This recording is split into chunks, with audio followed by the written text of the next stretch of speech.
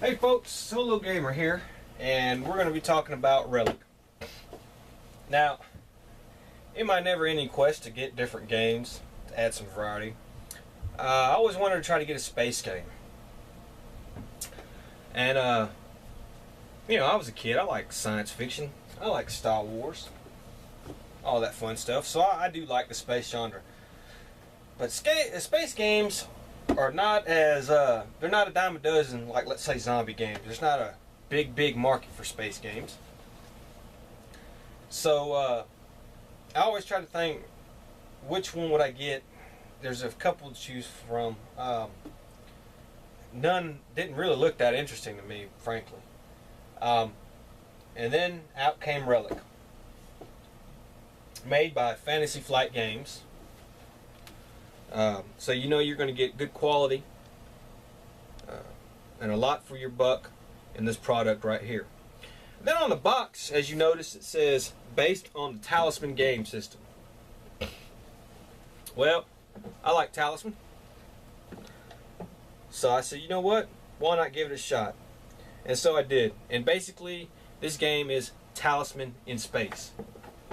That's right, it plays almost exactly like Talisman. But they did add a few different things to it, to where it's not exactly a carbon copy. It's got some new stuff and some different mechanics and stuff like that. So the game is enough like Talisman to where if you love Talisman, you'll like this. But it's different enough to give you something new.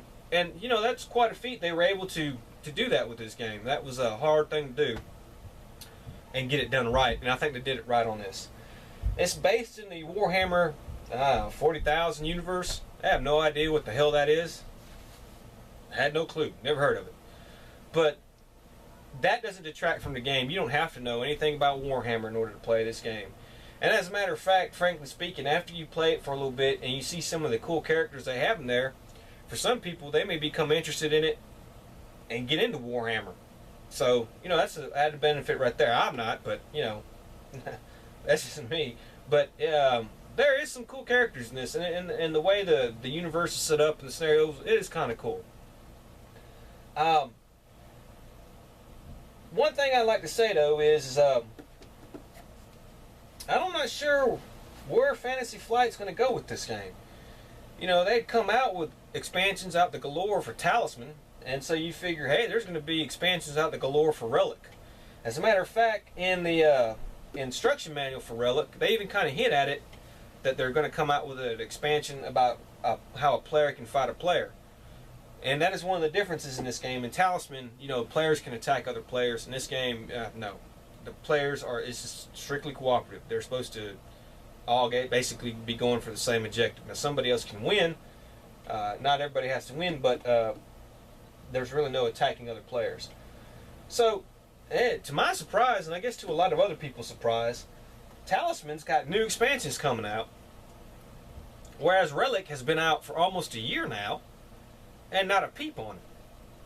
So, you know, did the game not sell? Is there, good enough to warrant expansions? Are they putting Relic on the back burner for a minute, or do they have some stuff coming out and they're just not saying anything? Fantasy Flight, I really wish you'd kind of let us know what's going on with Relic. This game would benefit from expansions, but it doesn't need it. So if they don't ever come out with anything else, Relic will be a good play. It's just, without the expansions, it doesn't have a lot of replay value. You can play it a couple times, but, you know, not having expansions is not going to kill this game. You know, like some games come out and you definitely have to have an expansion for it to make the game ultimately better.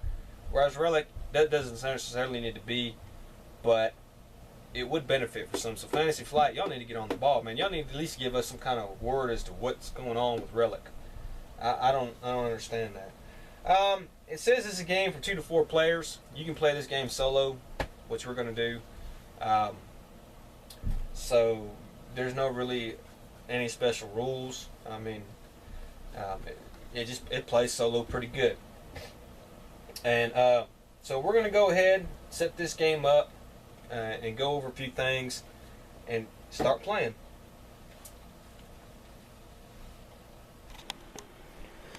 Now, as you can see, this first thing we want to do is let's have a look at this game board. As you can see, this game board is beautiful. This is probably one of the most beautiful game boards in the business today. The artwork, as you can see, is different from Talisman. It's more colorful, I guess, more in-depth and detailed than the Talisman board. And you know, it basically works the same way. Your players start out of space, and just like in Talisman, you roll a die and you can move either one way or the other way, whichever way you want. You just can't go like 2 spaces this way and then back 1 space. But like Talisman, I kind of changed it a little bit. The way I play is they all have to move clockwise. That's just the way I go. Of course, that's an outer tier. Then you have of course, an inner tier, I guess a middle tier, which is a little bit harder than the outer tier. And like in Talisman, you don't want to go in the middle tier too soon, or you're going to get your butt whooped. And then, of course, you have the inner tier, which is very hard. And in order to get to the inner tier, you have to have a relic. Just like in Talisman, you had to have a talisman. Well, in Relic, you got to have a relic. And then, of course, the game comes with several alternate endings, and you put them in the center of the board. And this is the Mystery Beyond ultimate ending, and it's basically says special game rules none. You win the game. So I guess the first person to get to the Mystery Beyond wins the game. You're going to see these little yellow, red, or blue icons on the board. We're going to go over that. And then here we have our player characters. The models are a little different than Talisman. They're just kind of like bust sculpts. They're very detailed, very good. Not sure why they went with that instead of the full figure. Who knows? And then you have, of course, the player's card, just like in Talisman. And then they have this special thing where you keep track of your skills and life, and a little thing to level up. And we'll go over that when we play. You have your mission tokens. You have your get the thing here. You have your influence tokens, which is kind of like money. Then you have your like little charge tokens. And on cards, you have, of course, your power cards. You have let's see what these are. These are like what they call them, kind of like mutation cards. That's a new part to this game.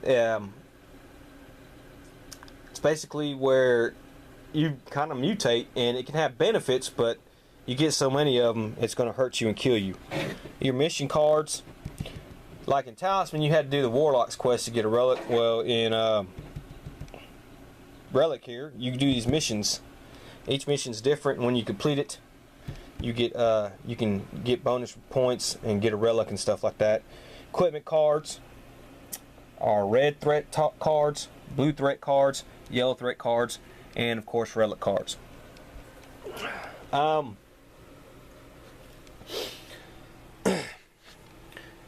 Let's go over who our characters are. This character is the Rogue Trader, and he has a power limit of 3, and what that means is he can carry 3 power cards at one time. He has an asset limit of 9, which means he can have 9 equipment cards, or 9 assets. These equipment cards, I guess they call them assets, so he can carry up to 9. He has a strength of 3, a willpower of 3, a cunning of 4, and a life of 4. And so you start out and you put your strength, this is your red for strength, and it goes on to 3. Your blue for willpower, you put it, it turns, you put it on 3, cunning 4, life 4. And when you either lose life or lose a point, of course you turn it down. If you gain, you turn it up. Here's your little level thing. You remember in Talisman, when you could get so many strength or craft points, you can power up, trade in your trophies. Well, when you trade in your trophies in this game, and you can power up, you move this little peg, here, and you'll move it to this slot, and these little medals and stuff tell you what you get.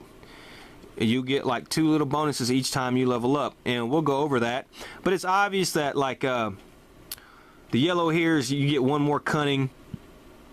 The red here is your strength goes up, that kind of thing. You get power cards and stuff like that. And he has a special thing that says each time you substitute your movement roll with a power number, you are not required to spend all of your movement points. At the end of your movement phase, you may choose a player in your space. Give that player 1 influence to take from him 1 random power card or any 1 asset, excluding relics of your choice. And when he powers up and he draws this little medal here, and it comes up, like right here, will come up on his first power up. He draw 1 power card or gain 2 influence. And here are your influence things. And he has a mission here. Your life value is 1 at the start of your experience phase. So if he's able to whittle down his life to 1 at the start of experience phase, he gets a reward. You may reset your life to your starting value if you do gain 3 life. Okay? So, you know, you do that. And I think you get 3 missions or something. I'll have to double check that. I'll tell you that when we come back. You get a relic. Alright, here's a... I don't even know how you're going to pronounce this lady's name. Anteus? I don't know.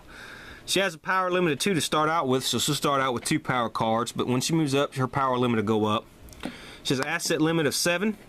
So she'll start with, you know, she can have 7 asset cards or equipment cards. Strength 2, willpower 4, cunning 3, life 4. And her special ability, at the start of your engagement phase, you may draw 1 card from any threat deck and place it on your space. Your skill test rolls explode on 5 and 6 results. And we'll go over what the exploding dice and stuff means. Your corruption threshold is 8 instead of 6. And that'll come into play too. Each time you draw a corruption card, place it face down. Your corruption cards never activate. Okay. Now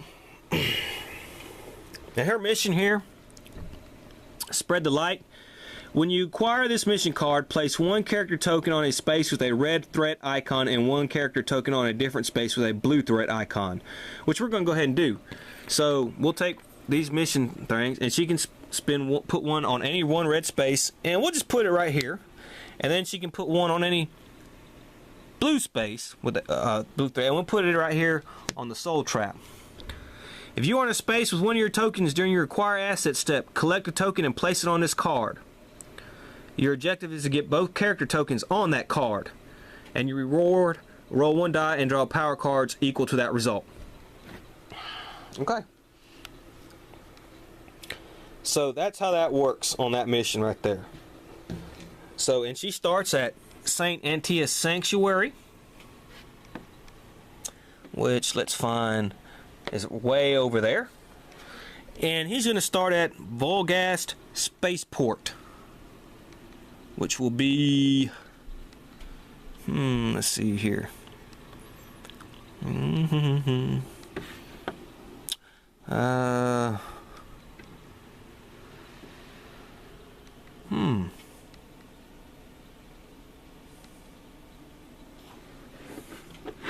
Where the hell is that damn thing? Volgast Spaceport.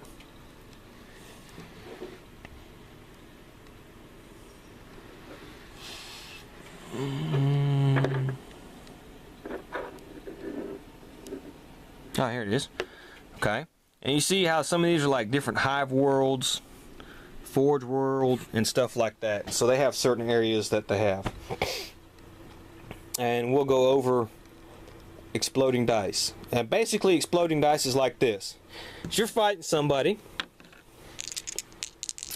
and let's say she's fighting a monster, and she rolls, and she rolled the white dice and it was a 6.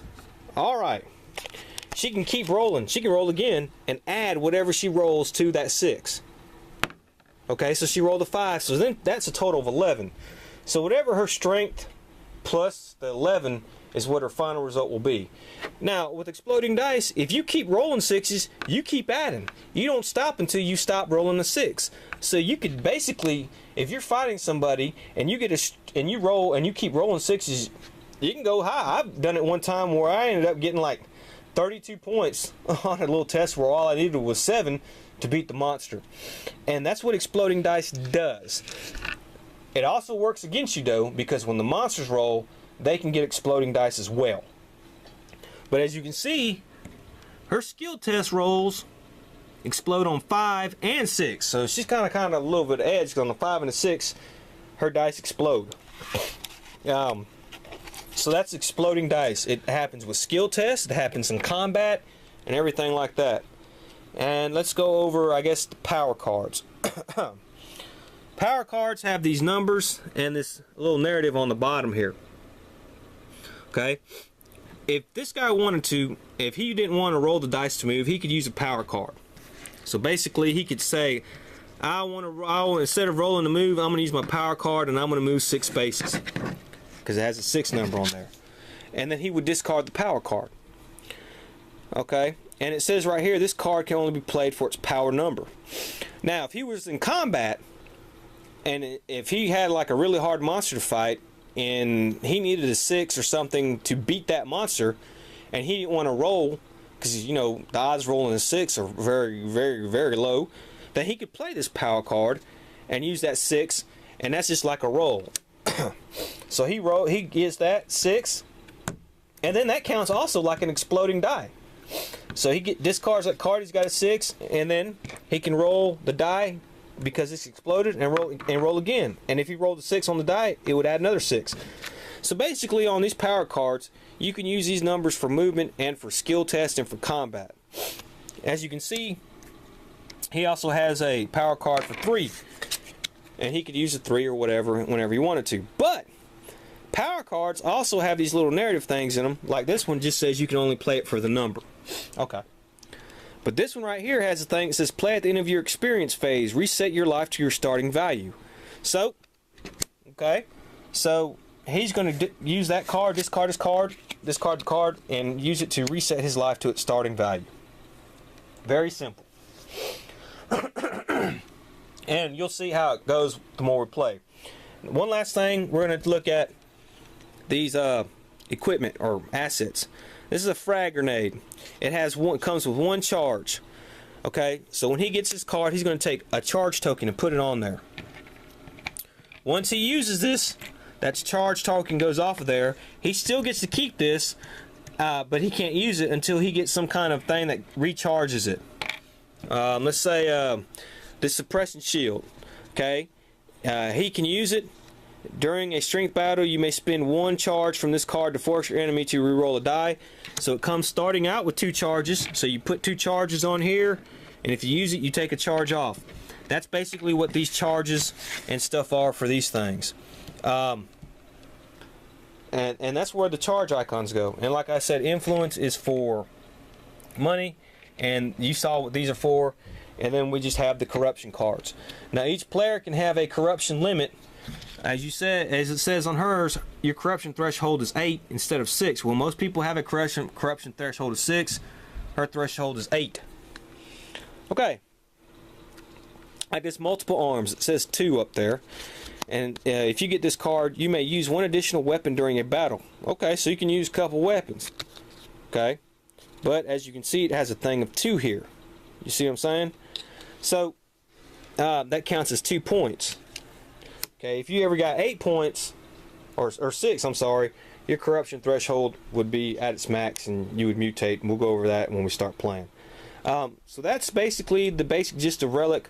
We're going to get a little bit more in depth when we play, and we'll go over a few more things, and then we'll start the game. So we'll see you then.